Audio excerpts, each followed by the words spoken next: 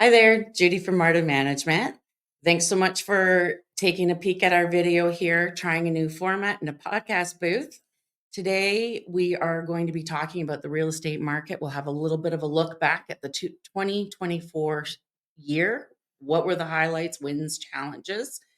And we're going to hear a little bit about what are some of the things that we can look forward to in 2025. I've asked our resident expert, Issac Verge from the Verge Real Estate Team, to join us. A lot of you folks do know Isaac. You've worked with him in the past, and we certainly lean on him as our expert when it comes to the real estate market. So thanks so much for being willing to do this with us, Isaac. I really appreciate it. Should be a fun conversation. Yeah, I'm looking forward to it. Great. Yeah. So obviously in the rental market, 2024 was a lot about, at least for our clients, about their belt tightening, about really controlling their expenses. We saw a little bit of a sell-off. And, particularly in those single family homes and also with properties where people had built up quite a bit of equity thanks to when they bought it. So let's take a little quick look back. What do you think are the key? Tell us what was the good, what was the bad, and what was the ugly of 2024? Okay. Yeah.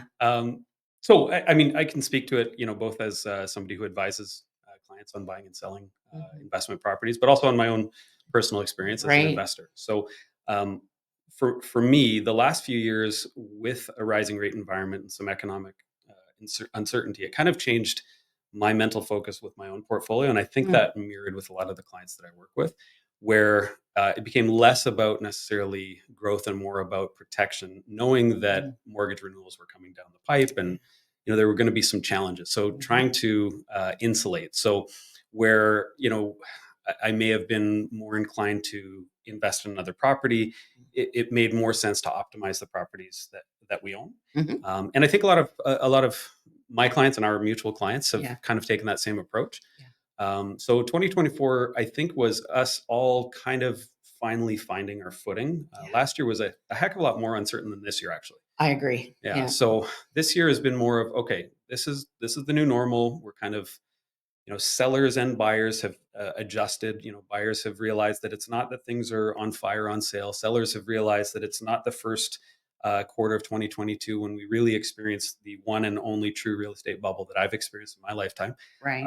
And the expectation of values have kind of come back into alignment. So I actually think 2024 has been kind of a healthy transition for the overall real estate market, investors, buyers, sellers alike. So that's great. I think that. Yeah, absolutely. So was there anything that surprised you in the 2024 season, or just the stability itself was the focus, do you think? Maybe, I don't know if it surprised me, just behavior. So I think the thing that I think caused a little bit of the trouble when we had the big run up was the emotional exuberance that people had. So I think one of the things that surprised me was that we did still see flashes of that. There was a few prominent people at the beginning of 2024 that talked about how this was going to be a rip-roaring year. Things were going to go to the moon, grab something before rates come down. And I think that there were, unfortunately, some people that maybe reacted emotionally and made some quick decisions. Not that any investment in real estate's a bad decision. Yeah. It all comes down to timeline. The longer you own, the better the decision looks. Sure. But I think, at least in the conversations I'm having, I think people are a little bit more rational about what's going on. Yeah. Rates have come down. Sure. So, it is more affordable to buy the same property today than it was 6 months, 8 months ago in terms of your mortgage payment. Yeah. But there's other factors and forces in the market that I think have maybe balanced that. So I'm taking a really, sort of pragmatic approach to everything that I'm doing. I'm really looking at what my costs are. I'm not looking at sort of, if I'm running a calculation for a client, for example, on what kind of return they can expect on a particular property, I'm not looking at maximum rental rates because we've actually seen some pullback in rental rates. Absolutely. And I guess, to the short answer is the surprise to me was that it was so quickly an emotional choice again for the investors, as opposed to just keeping it logic, keeping it sound.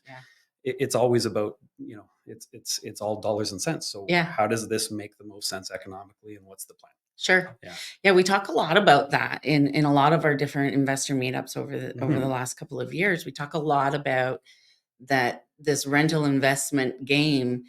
You really need to be relying on those experts in your life, because it's hard not to be emotional, Absolutely. in terms of the level of investment, in terms of everything. And so we always say you need a property manager to take the emotion out of it. 100%. You need a real estate investment advisor who is in the business, because that's the reality. And taking those emotions, is weird run up and that sort of thing. And we saw a lot of that, I think, during the pandemic, during late 2020 or early 2022, when everybody was buying. Everyone was an investor. Yeah, you talked a little bit about that investor group being a little, I think, the FOMO investor. Yeah, a little overly exuberant, because Yeah.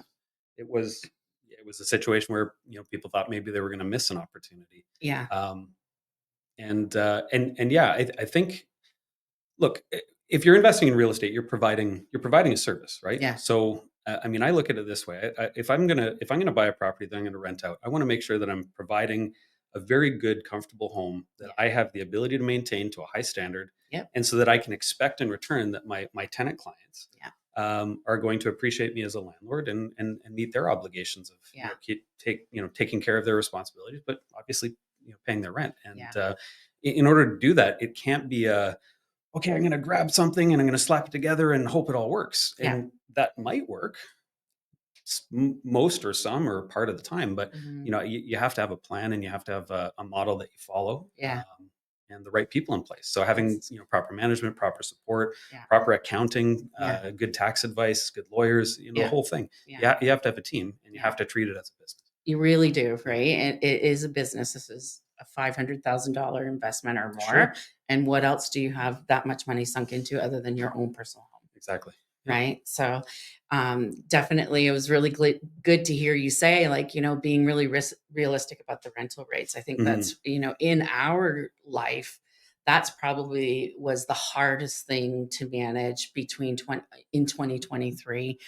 And I'm glad to hear you're saying, like, we're seeing that claw back a little bit in the rental rates. Yeah. And certainly we're seeing that, depending on when it rented last. In some cases, we actually might have rented it higher in 2023, Sure. end of 22, Yeah. than what we can today. Yeah. And so those are those, there's definitely a compression there. It's still holding in a lot of places, but having an outsized expectation of what the Windsor market can generate is Sure. different. So that's, I guess, another factor of really understanding the local market and having those local advisors. And looking at, I think, and more to that, I think looking at the trends and looking at the more macro things that are happening in our local areas. So, when I think about, again, when I'm thinking about, what a fair market rent is, what's sustainable? Yeah. What is in budget for people? Because obviously it's great to get someone that, is set up for success from the beginning. That's right. And then what factors are at play in the local market? So, there's been some changes, obviously, with students that are coming to Windsor. So Yep. that's going to create more availability of housing, which, with more supply and less demand, typically prices end up coming down. And so if you're banking your entire investment prospectus on the highest possible scenario rent, um, the odds are you're going to end up short. Yeah. And a healthy investment portfolio for real estate is one where you've run the numbers very, very conservatively, and you've got enough of an income where the expenses deducted leaves a small cushion, because there's always going to be eventualities. Like, there's going to be There a is. furnace that naturally conks Yeah. out on December 31st of all days, right? Yeah. There's going to be things that come up, and if you don't have a portfolio that has a little bit of room left so that you can take care of your property, then, and you don't have the means to take it from elsewhere, that's where I think the conflict between landlords and tenants actually starts. Because sure. if there isn't resources to provide a reasonable home For for a sure. reasonable price, then perhaps there's a reason for the tenant pushback where, they're withholding rent and none of those things are good for anyone. No. Harmony and working together in Yeah. partnership with your tenants is the best approach. But Absolutely. it comes down to how you bought the property in the first place. Sure. In my opinion. Yeah, absolutely. For sure. So heading into 2025, what do you think the vibe in Windsor is going to be in terms of what's going to be happening here? Are we going to see more listings? Are we going to see the prices coming up a bit? What do you think? Is it going to be a buyer's market, seller's market? What are you predicting? The dangerous thing when you don't have a crystal ball is to go on record with your opinion. But obviously, and here I'm asking. Well, and that's okay. So just I'll preface it this way: like, I watch these things very, very closely. Sure. In the sense that once a week our team gets together and we do a meeting on what's happening in our own businesses and in the market in general. And one component of that is we look at what the 30-day rolling average is for the average selling price. We look at inventory levels. We look at how many homes have sold, so that we can kind of keep our finger on the pulse and not wait for the real estate board to put out the stats once a month. Because once a month you'll hear about it in the Windsor Star, how prices are up, but you won't get the nuance where it's, prices are up, but they're skewed heavily because there's been some very, very large properties that have sold. So, what looks like a massive gain is actually just, a stagnant, trading sideways type market. So, so I look at it very closely. Yeah. And based on that, I have an opinion, but to be fair, it's just an opinion. Sure. So my opinion is that over the next year, we're going to see basically some pretty muted, steady, but muted growth. I don't think we're going to see a year where things go bananas because we've got some, we've got a lot of things happening, right? We've got rates coming down. So rates coming down, the argument is as rates come down, prices go to the roof. Well, I don't think it's that directly correlated, but it's a factor. So that's a good thing. That's positive. We have a battery plant. Well, it's up and running. So this massive influx that maybe pushed prices up over the last year, those guys are here, they're working, and obviously the plant's coming operational. So is that going to be something that pushes prices up? I don't think so. Yeah, I don't either. They've arrived. Yeah, I think that's happened. They've been absorbed. Yeah.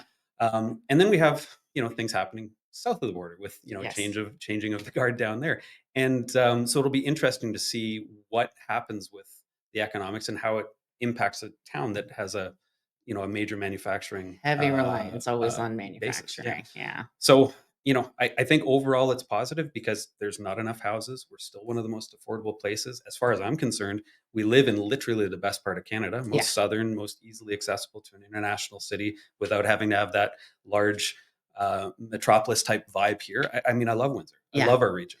Yeah. But me too. I'm a born and bred Windsorite, and I couldn't imagine living anywhere else. Just the opportunity, even just, it sounds like a silly thing, but just our access to water. Being surrounded by it. We're surrounded by it, and by nature, our community has always been to be able to provide access to the community to it, which is just a huge difference. Bordering Detroit, if you go to Detroit, it's not so easy to get to the waterfront at all. So it's such a great thing about Windsor, among other things, and 100%. For sure, seeing the rate cuts happening, I agree with you that a lot of folks are like, well, the rate cuts will come down and the buying will go up. I think it's actually just making it a little bit more comfortable for people to enter the market. One of the things I wonder about, or what you think about, is, rate cuts are coming, but I think a bigger impact on the housing coming forward in 2025 is mortgages renewing. Yeah, I would agree with that. And we talk about this in our team meeting where I started in 2009. So I started kind of the last time Windsor was in a really tough recession. And at that time there was a lot of homes that had been foreclosed on or gone power of sale with the bank. And what I learned at that time was that most of the time when we see a house get repossessed, it's because somebody, a family, unfortunately, has used all their available resources to keep it afloat. And that's the last thing to go. So they've chewed through their savings or whatnot. And I bring that up because I think these last few years has really pushed people who maybe were in variable rates, who maybe bought a house that they, paid more for, where the balancing of the budget at the end of the month just got harder and harder, and in some cases impossible. Sure. And what I'm seeing anecdotally, of course, Mhm. for a few years there were no power sales, there were no Okay. repos, they just didn't exist anymore. But Mhm. I'm starting to see them again, and I think that Mhm. that's sort of the net result of maybe the pain from a year or 2 years ago when Yeah. things have changed.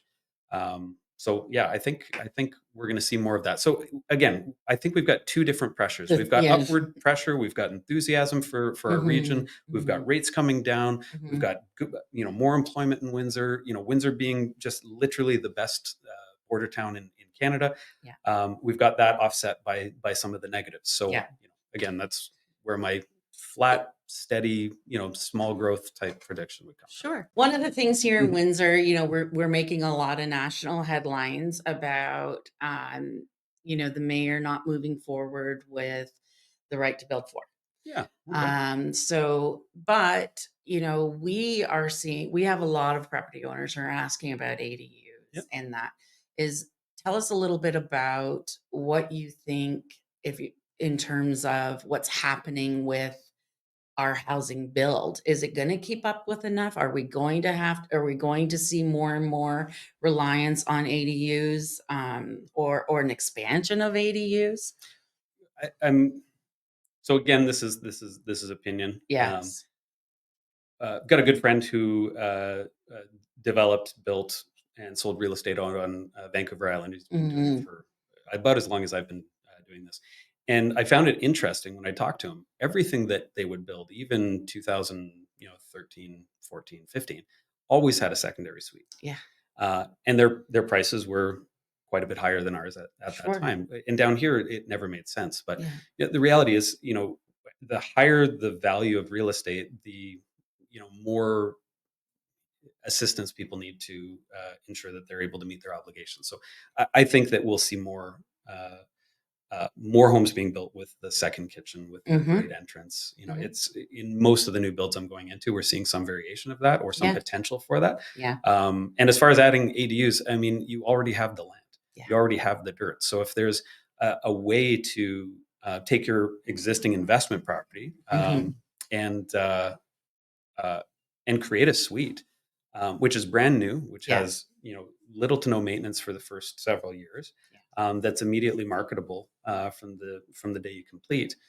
I think it just makes sense. Yeah. Yeah. So yeah, we've built one. It was a great exercise. It was, we had a company do it, but I learned a lot. Yeah. Um, It is a learning yeah, curve. Yeah. I Yeah. and I think if opportunity presented, we'd do it again. Yeah. Um, but I can tell you that we've had the same tenant in that place about a year and a half. Great guy. There's been no issues Yeah. because it's all new. That's, So yeah. you got to contrast that with older stock. Yeah, for sure. Yeah. I live in, very close to the casino district, and we talk a lot about with our investors, where to invest, where not to invest. Mhm. This is an area that I see starting to really start to see some renovation, that I think in the expansion of Ford City and Sandwich Town, Mhm. in those areas, is now starting to hit that area. Um, are there still neighborhoods like this that have those good opportunities for investors to go in and do some of those updating to some really old properties and potentially adding those extra units where they're able? I would emphatically say yes. Yeah. Like at the end of the day, I think the most important part of being a real estate investor, location obviously is Yeah. paramount, but is making sure that you go into business with the right people. So when you have your project complete, when you have your Mhm. property for rent, um, rent slow. Yeah. Take your time. Make sure that the person that you're going to work with, that you're going to accept as a tenant, is somebody that's aligned with you, that's aligned in your values, somebody that you can count on. I mean, Ford City, I think, is a great story because again, 2009, I started in real estate, and people thought Hickory or Drouillard or Yeah. these streets were just You couldn't horrible. sell anything there. Well, Yeah. Well, to maybe the you average could. person, and Yeah, it's yeah. unfortunate because it's almost like it gave a bad rap. And I think that purely from an economic and purely from an investment standpoint, those are the neighborhoods where you have the opportunity Yeah. to purchase a home at a more reasonable rate. Mhm. And if you're able to do that, then you're in a position to, over time, improve the property and enjoy the best return on your investment, Yeah. while also contributing to a neighborhood and helping to bring up the I overall think profile. that's the biggest thing is, Yeah. right? One of the things, I think investors take a huge hit in the media about, greedy landlords, all of that kind of thing. I'll tell you, when I started at Marda Management, I started in March of 2018. Okay. And it was just as we had expanded to our office space after Marla literally ran out of counter space in her home Yeah. to run the business. And at that time, I had just started. I had not come from property management. I had done years of different kinds of management, but so it was very new to me. And I was doing a lot of move-ins, and I was looking around like, someone's moving into this. Like, it was very old stock. Yeah. I would say there was more B minus and C stock than there was almost anything else. Yeah. And as much as, we want to pile on the investor for driving up rents and that sort of thing, which may or may not be true, what I will tell you is that one of the things for me was in 2018, getting an owner to agree to pay a unit wasn't happening because the rent increase was a $25 bump or that kind of thing. So it was really hard to maintain those older properties. Yeah. Now we're seeing, it's those, if an owner now is turning over a unit that got rented in 2018 or 17, there's a significant renovation to do to make yourself competitive in today's market, particularly with all the new builds. Yep. So I guess for me, one of the, how should investors be looking at the opportunities here, in terms of,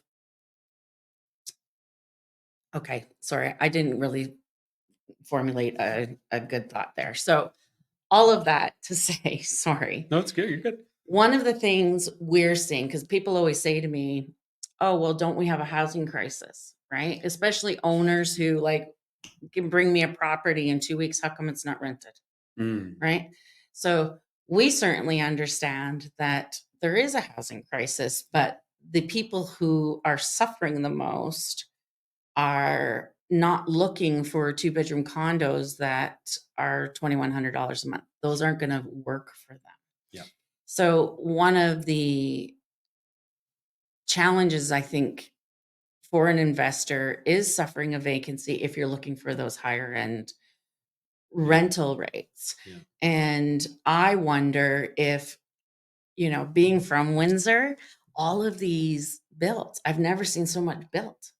There's so much, and every time I drive around, especially because I don't drive, and you do, and I don't drive around the city a lot. I'm driven around, but every time I go out and about into the neighborhoods, it's like, oh, there's a new building. Oh, there's a new building. There's been a ton of projects last and years, I grew up here. That wasn't a thing, right? And so it's a great thing for Windsor. We clearly need the housing.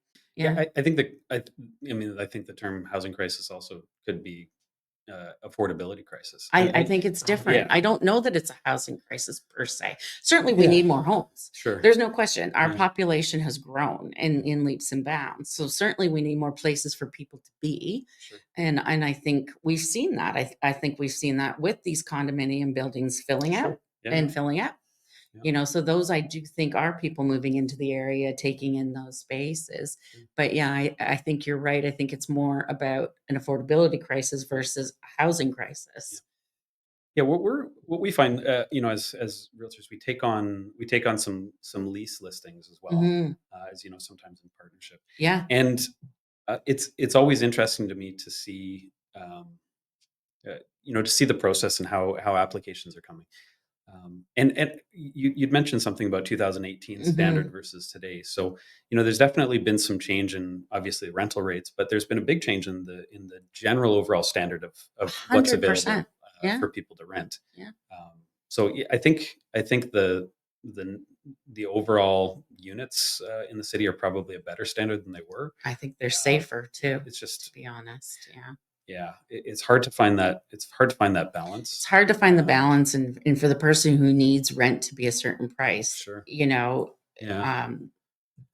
That's the challenge. Either you asked, or I thought you were going to ask about sort of where a sweet spot might be. Yeah, and So I think that if an investor is looking to add to their portfolio today, the sweet spot may be in finding something where the numbers work uh, at a more reasonable at a more reasonable rate. So, Right. we've seen some premium Yeah. duplexes that Yeah. have sold in some pretty big dollars. Yeah. But there are some opportunities out there for units that maybe could use a little bit of buffing and polishing Sure. to get them to a standard. But you'd be able to acquire them at such a rate that perhaps you're able to service a part of the market that maybe is unserved. Hmm. Because you're right, all of these new build condos that have gone up, Hmm. the various buildings in LaSalle, Forest Glade, Banwell, South Windsor, Hmm. they're not really designed just by what people have to pay to get them out of the ground, Hmm. and naturally by your cost of ownership is what you need to recoup. They're not Absolutely. really designed Yeah. for to service that affordability, that affordable end of the market. Hmm. They're premium priced units, premium builds, and so they command a premium dollar. But That's right. it leaves a big segment of the market where it's not really well supported. So Hmm. yeah, that would be, if somebody was looking for something today, it would be, what can you acquire at a reasonable price and then add some value to, so you can find that happy medium between an affordable acquisition Yeah. that can be raised to a good standard, but rented at an affordable rate. Yeah. Those are your tenants that are going to be with you for They years. I say, mean, yeah. my longest tenant, 2008, Yeah. 2007, Yeah.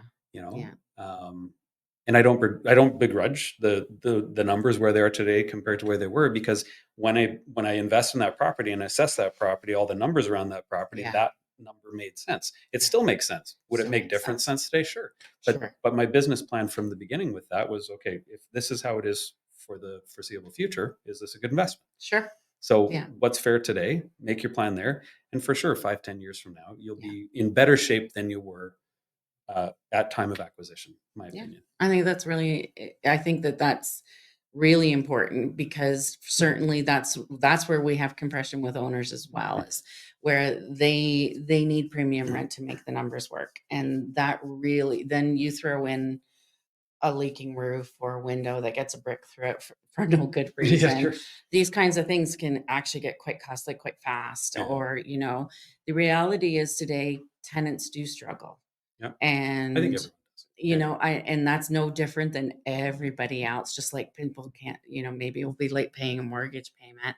We have tenants who pay late or are experiencing some sort of economic downwards pressure. Sure. And if, it's hard to swallow as a landlord, you Mhm. need to understand that you may not have a month of rent, Sure. that you've got to be able to live through. And of course, we could probably do a long talk about the trials of how things are shaking down, at the landlord tenant board. Yeah. But the reality is most people want to stay in their home. And So I yeah, think that if when you select your tenant right, I think that's like some of the best advice I've heard. Go slow. yeah, yeah. Understand picking the absolute right tenant Yeah. is really your best option. So you need to be met at both places. So you want somebody who can afford it. They have a history of being able to afford it, because you need it. If you need $2,000 a month, then Yeah. you need to make sure that that's the value you're offering, A- and you're bringing somebody to the table that is able to bring that forward to you, and they find value in it. And in defense of the tenant, Yeah. honor that. Honor If that. if they've come to you and they're going to put their trust in you as an owner, Mhm. which they're your owners, That's you right. manage for them, but honor that commitment. They're going to meet their obligations, meet That's yours. right. If something happens, be attentive, be on top of it. Yeah. Don't don't let things slip. Take it It's seriously. all about your obligations, Yeah, and I it's think at the partnership. end of the day, you want them to pay their rent, Yeah, right? And take good care of the property. sure.